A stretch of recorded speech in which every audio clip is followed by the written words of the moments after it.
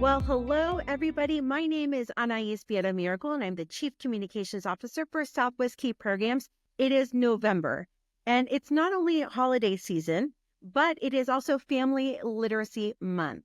And how appropriate it is that Dr. Majero will be joining us and is here because we are now going to be talking about her book because Family Literacy Month, and this is an appropriate time to be able to talk about her book, Meet Chipo. So, Dr. Majero, welcome and thank you for being with us today. Thank you, Anais. It's a pleasure to be here today. So, Dr. Majero, what I'd like for us to do is to be able to understand, tell us a little bit about your professional background. Sure. So currently, I'm the lead clinical consultant for the Refugee and Migrant Technical Assistance Center for Behavioral Health. I'm also a licensed professional counselor, and I've worked in the mental health field for the past 14 years with a variety of ages and a variety of different settings, and now currently in a space where we support those who work with refugees and migrants. Well, it is perfect a timing that we are having this discussion. And Dr. Majero, I want to be able to ask you, what Yes. compelled you to write Meet Chipo? Yes. So I have always had a love for reading and writing. As a child, I constantly had my nose in a book.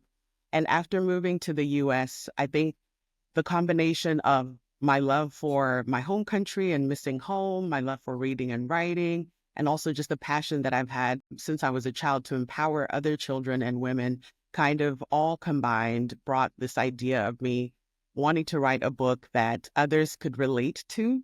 I was encountering a lot of other Zimbabweans who were talking about how much they missed home or how much they wish that the children that they were raising in the US knew more about Zimbabwean culture. So all of that just kind of brought together this idea that maybe I should write a book that people can relate to and that will be fun and somewhat educational, but also touch on what it's like to be an immigrant in America and also what life in Zimbabwe looks like for children.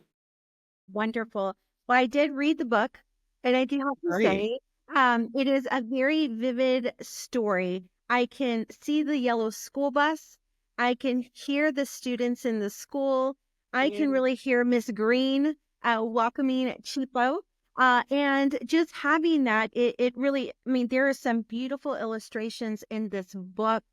Yeah. But what I'd like for us to do is, can you walk us through what Meet Chipo is conveying to the reader and whose audience is this for? This book is, I would say ages 8 and up can comfortably read this book on their own. And really, I would say it's not only a children's book. I think a lot of adults could also read it, enjoy it, just like you did, Anais. And Meet Chipo, it really shows, it walks the reader through Chipo's journey starting middle school in America. So you see her going to her first day of school in America, and that experience has her reflecting on what a typical day looked like for her as a student growing up in Zimbabwe. So it walks you through a typical day of Chipo's life as a student in Zimbabwe. And then it kind of wraps up with this concept and idea of dreaming big and believing in yourself and just kind of instilling that sense of hope in children. Speaking of hope in children, we had discussed earlier about how you had gone to a school before you had moved to Texas. Can you tell us a little bit about that experience of sharing your story, this book, with the young children in the middle school? Yes, it was a really fun experience. I was able to speak to a few classes of middle schoolers. I presented Me Chipo. I read a bit from the book. I talked about what life in Zimbabwe looks like. And a lot of the students were able to relate to having a new student from a new country. So it was a lot of fun because children were like, oh, I can relate to being a new student, or that sounds like so and so story who we know moved here from a different country. And the book also has a lot of fun, funny aspects. So pointing those out was something that a lot of kids could relate to as well. Perfect. Well, you mentioned about reading the book. I think without further delay and being able to really kind of talk about the book, would you mind being able to read a passage from Meet Chipo for our audience? Sure. So I will read from page 13. This is from where Chipo is asked to introduce herself for the first time in class on her first day of middle school. Hello, my name is Chipo, and I just moved here from Zimbabwe. The room got really quiet after I said this, and so I quickly sat down. Is that in Africa? Someone asked from across the room. I looked up at Miss Green. She nodded, and so I responded. Yes, it is in the southern part of Africa. I could hear the room getting louder as my classmates started discussing this amongst themselves. Okay, everybody, you can ask Chipo all the questions you want to after class, but for now we have to keep moving. Go ahead, honey, she said to the girl sitting behind me, and the introductions continued. I was expecting that after class people would come up to me, talk to me, ask me questions, and want to get to know me, but that didn't happen. When the bell rang for the end of the first period, everybody scribbled down the homework assignment and out they went to the next class. I stood in the classroom at my desk, alone and feeling confused. Where I come from, everyone wants to know the new student and everyone wants to be friends with the new student. But now, nobody had even said anything to me. Chipo, honey, are you all right? Miss Green asked. I turned to look at her and saw her smiling at me. I smiled back and said, yes, Miss Green, I am. Okay, you better hurry on before you're late for your next class. Okay, bye, Miss Green, I said as I put my books back in my bag and hurried on to my next class. That's the passage I would like to read. It's amazing. It's a really great book. I do have to share. It is interesting to know, and as we read through that passage on page 13, how do you think, kids who have experience, who are refugees, migrants, and who come to the United States, how can this book help them, through their journey as they make their way in the United States? I think it can help them by understanding that they're not alone in some of the feelings that they experience.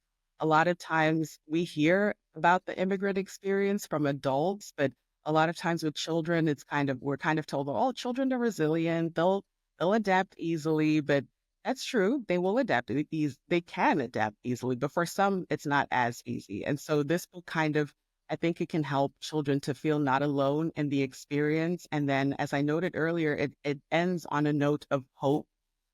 You in the book, you do see Chipo make a friend, and it helps her feel like, okay, maybe this is not going to be so bad. And her mom just kind of continues to instill that value in her that she'll be okay and that she has the support of her family to get through it. So I think it can help children to know that there may be some bumps in the road, but with the right types of support in place, you'll be okay.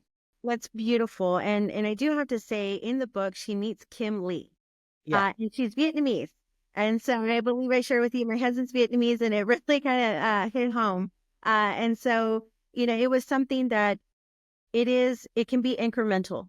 It can be something where, you mentioned children are resilient, but they also need assistance to navigate that path because it can be difficult. I think our question is, what advice would you give families that have similar stories that maybe you like to share? Maybe it's some tips or some advice for families who are on this journey, and how you as an author and also a clinician can be able to provide any kind of information for families. I would encourage families to reach out to the supports that they have in place. A lot of times, refugees and migrants come from places where they typically lean on their community. And so I would encourage family members to lean on your community, lean on those who have gone through similar experiences as you, and also not to be afraid to reach out for like professional support if needed. And I think this book also highlights that the need to elevate voices of immigrants. And I encourage immigrants to share your stories. Don't feel diminished in any way. I know a lot of times I speak to a lot of immigrants who feel like they're sometimes shy to speak up because of their accent. And that comes with all different kinds of like questions. And then that makes them feel like they have to kind of cower into a corner and make themselves small. But I encourage them to use your voice, be heard, reach out for support, lean on others, know that you're not alone in your journey. And yeah, I think that's a message I would like to convey. Perfect. Dr. Majero, in the book, Chipo was dreaming, and she was Yes. dreaming back home. And you were talking about, community. She talked about her time in school, how there was a principal, how there was a teacher that had these silver rimmed glasses that looked like a beetle. very vivid, and it was really funny. But she also talked about how she would wear uniforms and how her parents had to pay for uniforms. Can you kind of walk us through when she had that dream and how vivid it was and how she leaned on community? Yes. So in Zimbabwe, all schools require children to wear uniforms. So that was like a big change for Chipo, right? To kind of go from where you have to pay for school fees and every school you have to pay for uniform, all of that. And then coming to America where none of that applies, at least for most schools. So that was an interesting aspect for her. And the dream is pretty vivid. That's the dream. When she's dreaming, that's when it walks you through what school is like. And Chipo grew up in rural Zimbabwe. And throughout that dream, you kind of see the importance of community in the Zimbabwean culture. So you see her not only as she walks to school and meets up with friends, all the people she meets along the way and what that looks like for her at school as well. And then when she moves to the US, that sense of community seems like it's lacking a little bit when she's feeling lonely in class, like from the passage that I read. But throughout the book, you do kind of see that again as she makes a friend, as she goes home, as she leans on her family, that sense of community kind of comes right back. That's wonderful. Again, I do want to be able to encourage those who are listening, who are tuned in, is that this is an incredible book. Maybe you're an educator. Maybe you are a school counselor. Maybe you are working in the community with a community based organization. This is a great learning tool. It's about 6 chapters, but again, you can probably read it in a day. And we'll be able to put up more information later about that. Um, but in closing, Dr. Majero, as we round out November for Family Literacy Month, what are some things that you would encourage? Because books is they have their own way of escaping things. You transport yourself to another time, maybe back in the past, in the future, current. What's the beauty of celebrating Family Literacy Month?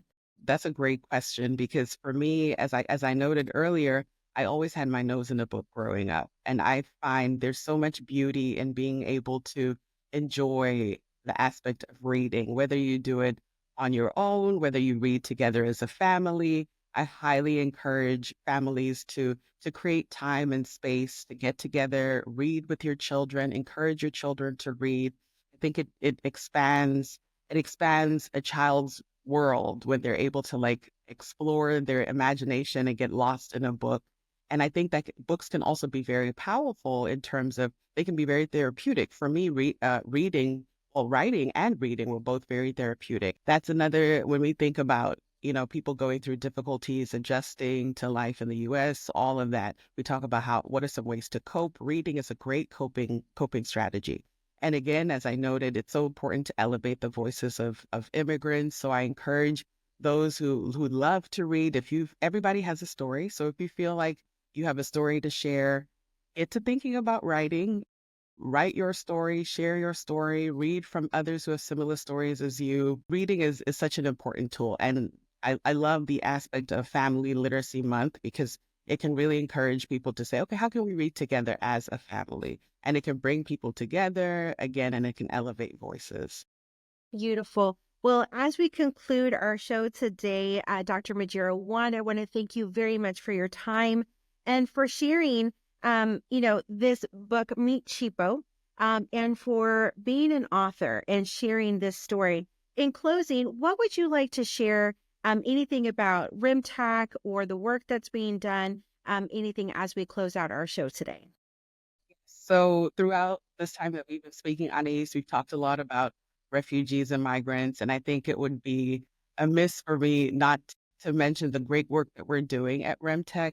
If I'm sure that this will reach those who work and serve refugees and migrants, and if it does, if that is you, we encourage you to visit our website, remtech.org.